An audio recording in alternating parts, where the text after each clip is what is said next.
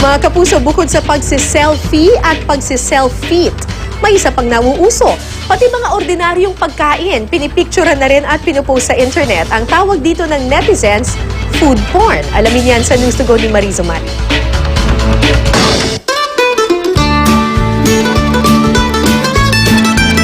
Ang mga katakam-takam na pagkain, pinipicturean muna bago kainin. Yan ang usong-uso sa social media ngayon at ang tawag ng netizens dito, #foodporn.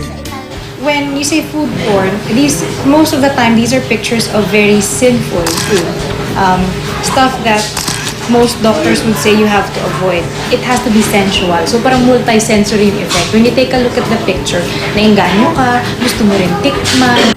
Ang HRM student na si Love Lynn, passion daw ang pagluluto. Kaya sa tuwing may napeperfecto raw siyang recipe, tiyak na ipopost niya ito sa kanyang Facebook. Spaghetti, ala Lovelyn, it's dinner time! Kain na tayo!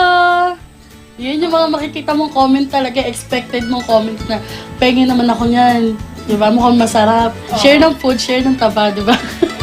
Ang dating English teacher namang si May Ilagan, nakahiligan din ang pagkuha ng food porn dahil sa dalas niyang mag-food trip.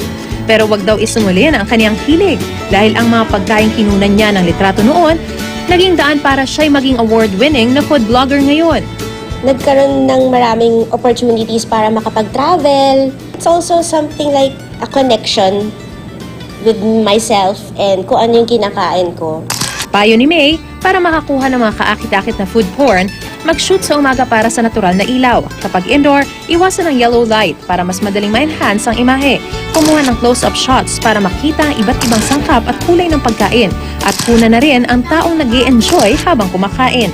Ang pinakamagandang food picture ay yung picture kung saan napapalabas mo yung tunay na kulay ng pagkain kasi it makes it more appetizing. So, dapat mapalabas mo yung texture niya. Pero tulad ng lagi naming paalala mga kapuso, think before you click. Dahil anumang imahe ang ibahagi ninyo sa social media, refleksyon ng inyong pagkakakilanlan. Pagtatrabaho mo, di mo na naaasikaso kasi post ka lang ng post. Ngayon, masama yun. Mariz Umali, GMA News.